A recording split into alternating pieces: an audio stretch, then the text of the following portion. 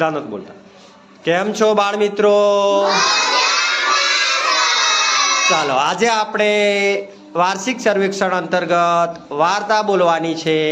એટલે બધાએ ચિત્ર કેલેન્ડર, સંપુટ, વાર્તા પુસ્તિકા અને લાસ્ટ સ્ટોરી બુકમાંથી પણ તમે વાર્તા બોલી શકો છો. તો ચાલો શરૂ કરીએ વાર્તા. ચાલો નંબર મુજબ કવિરાજ કુમાર. મારું નામ રાવળ કવિરાજ છે. હું પહેલા ધોરણમાં ભણું છું. મારી વાર્તા છે લપલપનો કાચબો. હું બોલી બતાવું છું. એક લપલપના એક ગામ હતું. એમાં એક તળાવ હતું. એમાં એક કાચબો રહેતો હતો. એને બોલ બોલ બોલ કરવાની ટેવ હતી. એ કોઈ ના હોય તો એ બોલ બોલ કરે. પછી એક માણસોમાંથી બે હંસો આવ્યા. પછી એ રહેવા લાગ્યા. પછી એને એકદમ જવાનું મન થયું. અને એ પેકિંગ કરવા લાગ્યા. પછી એક કાચબાભાઈ ગયા કે કાચબાભાઈ અમે અમારે ફરતે માણસરોવર જઈએ છીએ. પછી કાચબાએ એમ કીધું કે મારે બી આવું છે. પછી એમને એક ઉપાય સોચ્યો. એક હંસ ગયો અને લાકડી લાવ્યો અને એક હંસો એમ કીધું કે તું બોલ બોલ ના કરતો નકર તું પડી ગઈ. અને એમ કર બે હંસોએ લાકડી પકડી લીધી. પછી કાચબાની વચ્ચે બચકું ભરાઈ દીધું. પછી એ ઉડવા લાગ્યા. પછી એ પહાડ ગોળે બધું આવ્યું. પછી એક ગામ આવ્યું. એમાંથી બધા લોકો એમ બહાર નીકળ્યા અને કે જો કાટુડ કાટુડ. એ કાટબાને એમ થયું કે મારે આ તાળ કરે છે. મારે બી કશું કહેવું પડશે. એમ કરીને જેવો બોલો થયો એવો ભોય પડ્યો ને એમને રામ રમી ગયા. ચાલો આગળ. મારું નામ નિકિતા છે. હું ધોરણ 1 માં ભણું છું. દાદીમાની યુક્તિ. એક ગેટું હતું. એ નાનીના ઘરે જતું હતું. જતા જતા એને એક શિયાળ મળી. શિયાળે એમ કહ્યું હું તને ખાઈ જઈશ. ગેટાએ એમ કહ્યું નાનીના ઘેર જવા દે, તાજું માજી થવા દે, પછી તું મને ખાજે. પછી જવા દીધું. પછી દાદીનું ઘર આવ્યું. તાજું કર્યું અને પછી ઢોલકું બધી વાર્તા કહી દીધી. અને દાદીએ એક યુક્તિ શોધી. પછી દાદીબાએ ઢોલકું લીધું. ઢોલકામાં ગેટાને ગાળી દીધું અને ગબડાયું. ગબડતા એ શિયાળ પાસે પહોંચ્યું. પછી શિયાળ એમ કે ના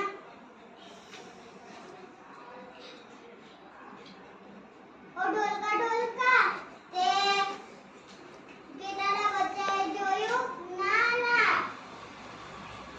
પછી આગળ ગયું.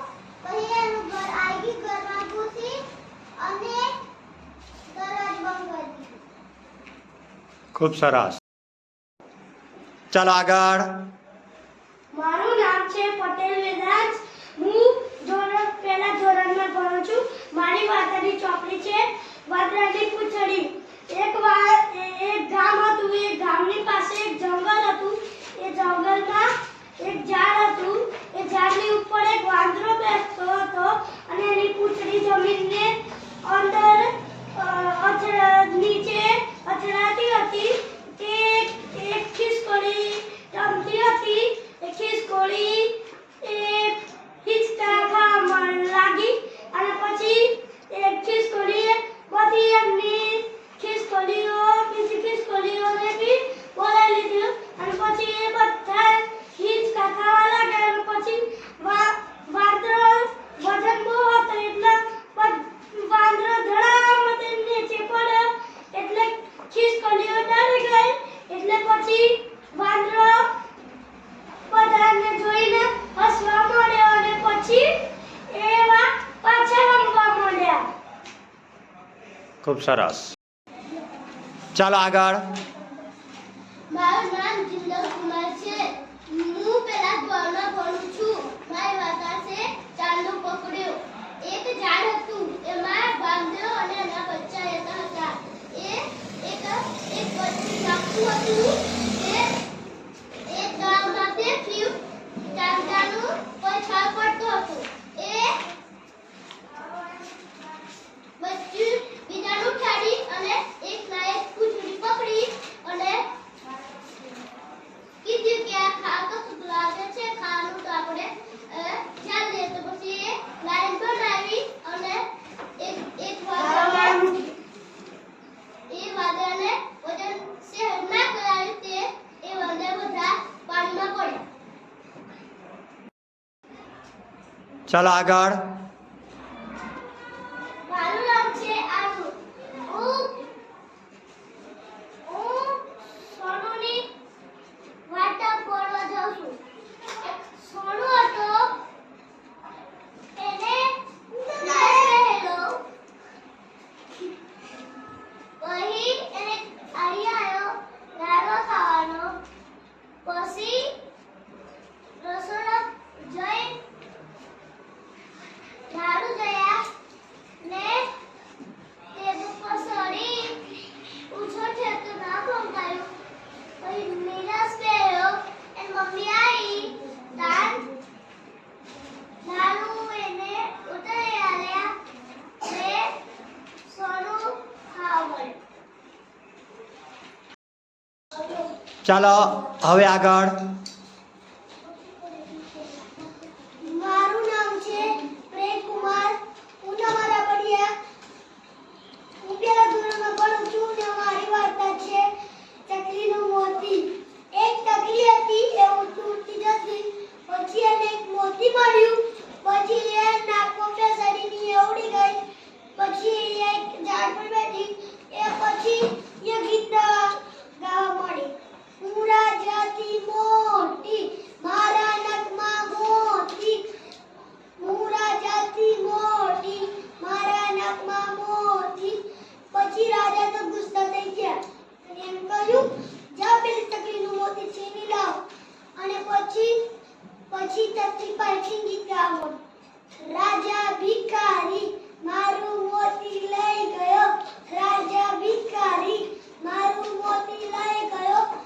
એમ સાંભળીને રાજા તો બહુ ગુસ્સે થઈ ગયા ને એમની સિપાહીઓને કહ્યું કે પેટીને એની ચકલીનું પાછું આપતા હો.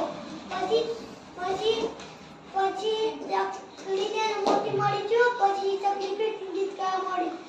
રાજા માથી ડરી ગયા. રાજા ડરી ગયા.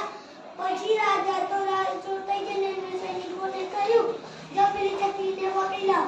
પછી એટલામાં ચકલી ફુરફુર કરતી ઉડી છે. ચાલો હિતેશ કુમાર. મારું નામ ભરવાડી દેવ છે. હું પહેલા ધોરણમાં ભણું છું. હું વાર્તા બોલું છું ચકલીનું મોતી. એક ચકલી હતી, તે ઉડતી જતી હતી. તેને એક મોતી મળ્યું. તેને મોતી નાકમાં પહેરી લીધું. તે ઉડતી રાજાનો મહેલ કરી